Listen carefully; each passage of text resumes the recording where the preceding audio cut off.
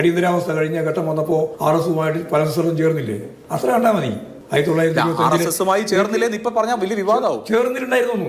എന്ത് വിവാദം വരാൻ? അല്ല, സത്യസന്ധമായിട്ട് കാര്യങ്ങൾ പറഞ്ഞ വിവാദമായി പോകും.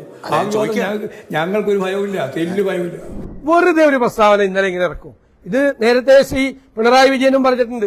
ഈ നിലമ്പൂർ ഉപതെരഞ്ഞെടുപ്പിന്റെ തൊട്ടു മുമ്പ് എന്താണ് ഈ പഴയ സൗഹൃദത്തെ പറ്റി CPM ഓർക്കാൻ കാര്യം? നമ്മൾ വേർപിരിഞ്ഞെങ്കിലും, ഇടയ്ക്ക് വേർപിരിഞ്ഞെങ്കിലും പണ്ട് നമ്മൾ വലിയ കൂട്ടുകാരായിരുന്നു, നമ്മൾ ഒരുമിച്ചായിരുന്നു എന്ന ഒരു പ്രണയിനിയുടെ പ്രണയാർദ്രമായ അപേക്ഷ പോലെ ഇപ്പോൾ സഹായിക്കണം എന്നുള്ളൊരു അപേക്ഷയാണ്. ഇത് RSSന്റെയും BJPയുടെയും സഹായത്തിന് വേണ്ടിയിട്ടുള്ള ഒരു പ്രണയാർദ്രമായ ഒരു ഓർമ്മപ്പെടുത്തലാണ് യഥാർത്ഥത്തിൽ ഇപ്പൊ നടന്നിരിക്കും. നമ്മളും തമ്മിൽ ഒരുമിച്ച് നിന്നിട്ടുണ്ട്, അല്ലെങ്കിൽ ഇന്നലെ ഇത് പറയേണ്ട ആവശ്യമുണ്ട്. മനഃപൂർവ്വമായിട്ട് പറഞ്ഞാണ്.